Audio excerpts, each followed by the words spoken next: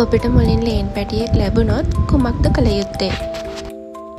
ඉතින් අද අපි බලමු ලේන් බබාලගේ මුල් අවදියේ සිට ඔවුන් ඇස් ඇරලා මාසයක් පමණ වෙනතෙක් නිවැරදිව රැක බලා ගන්නා ආකාරය පිළිබඳව. මේ ඉන්නේ සතියක් පමණ වයස ලේන් බබෙක්. මේ ඉන්නේ සති දෙකක් තුනක් අතර වයස ලේන් බබාලා දෙන්නෙක්. මේ සති 4ක් අතර වයස.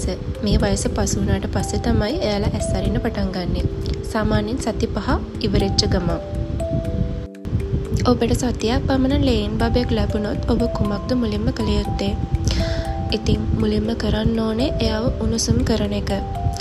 හැබැයි මම ගොඩාක් වෙලාවට දැකලා තියෙනවා ගොඩක් අය ලේන් බබාලා හම්බුනාම එයාලා බලන්නේ කිරි ටිකක් හරි පොවන්න. ලේන් පැටියෙක් ලැබුණ ගමන් කවදාවත් ඒක කරන්න යන්න එපා. ඉස්සෙල්ලාම එයාලව කරන්න ඕනේ උණුසුම් කරන එක. ඊට පස්සේ රීහයිඩ්‍රේෂන් කියලා වතුර එකක් තියෙනවා. අපිට ඒක හදලා දෙන්න පුළුවන්.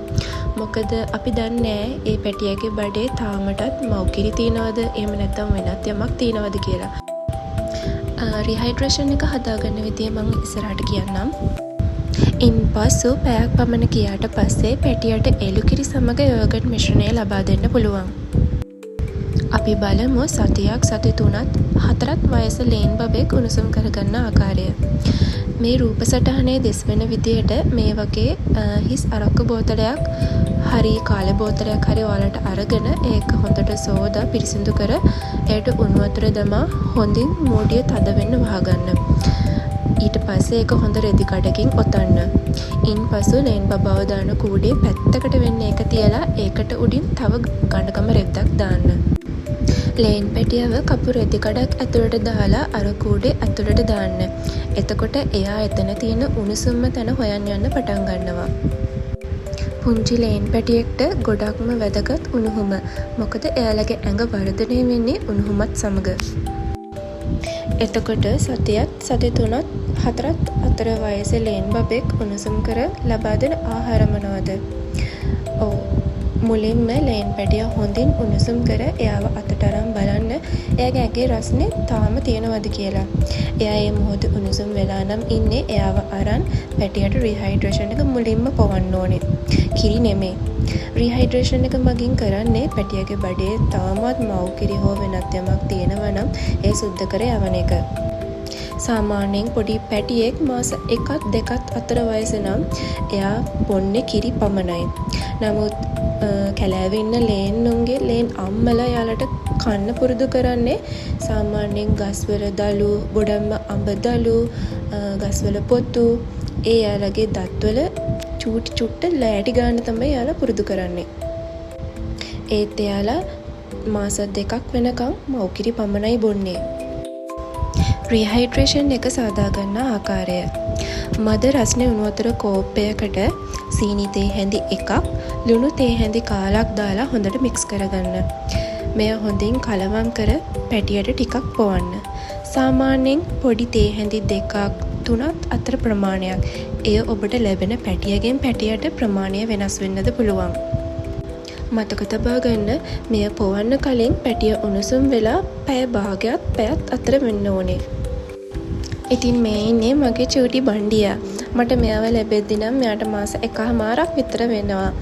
ඉතින් මම මුලින්ම මෙයාට රීහයිඩ්‍රේෂන් එක පොවලා තමයි මේ කිරි එක පොවන්නේ.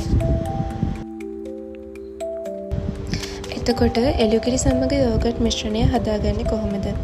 ඒක හදාගන්නේ එළුකිරි තේ හැඳි 2කට වතුර තේ හැඳි 2ක් මිශ්‍ර කර යෝගට් තේ හැඳි කාලක් දමා ගන්න. මුලින්ම යෝගට් තේ හැඳි කාල පොඩි කප්පයකට හරි සාමාන්‍යයෙන් හිස් යෝගට් කප් එකක් හරි තියෙනවනේ ඒකට දාලා හොඳට මික්ස් කරගන්න. ඊට පස්සේ ඒකට වතුර තේ හැඳි 2 දාන්න. ආයේ නැවත එළුකිරි තේ හැඳි 2 දාලා හොඳට මික්ස් කරගන්න. මේ මිශ්‍රණය සාමාන්‍යයෙන් පැටියට දෙවේලකට දෙන්න පුළුවන්. ඔයාලට පුළුවන් ඒක ෆ්‍රිජ් එකේ පැය 12ක් පමණ තියාගන්න. නමුත් ඒ රත් කරන කිරි එක නැවත නැවත පැටියට දෙන්න යන්න එපා. ඒකෙන් යාට බඩේ අමාරුව හැදෙන්න පුළුවන්.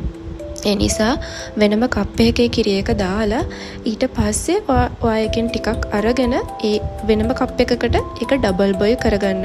සාමාන්‍යයෙන් උණු වතුර එකක් රත් කරලා ඒක භාජනයකට තියලා අර කිරි චුට්ට ඒකට දාලා විනාඩි තප්පර 10ක් වගේ ඩබල් බොයිල් කරගන්න. කවදාවත් පැටියට පිටිකිරි දෙන්න යන්න එපා. ඒක යාලට ගොඩක්ම අගුණයි.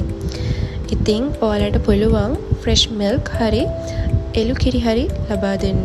එළු කිරි එකත් එක්ක පුළුවන් නම් නිව්ඩේල් යෝගට් එක දෙන්න. මොකද ප්ලේන් බබාලා නිව්ඩේල් යෝගට් එක කන්න හරිම ආසයි. සාමාන්‍යයෙන් මුලින්ම හම්බුනහම අපිට ලේන් පැටියෙක් යාට කිරි පොවන්න හැදුවාම එයා ඒක රිජෙක්ට් කරනවා. ඒත් අපි චුට්ටක් එයාගේ කටට දැම්මොත් එයා ඒක රස දැනුණට පස්සේ ඒ හොයන්න ගන්නවා. ඒ නිසා සමහරක් අය ලේන් බබාලා බොන්නේ නැති වෙන්නත් පුළුවන්. නමුත් චූටි පැටියෙක් නම් එයාට ඇත්තටම කිරිම තමයි දෙන්න ඕනේ. ඉතින් මං හිතනවා මේ වීඩියෝ එක ඔයාලට ගොඩක් වැදගත් වෙයි කියලා. ඔයාලගේ ලේන් බබාලත් ආදරෙන් බලාගන්න මාත් එක්ක එකතු වෙන්න.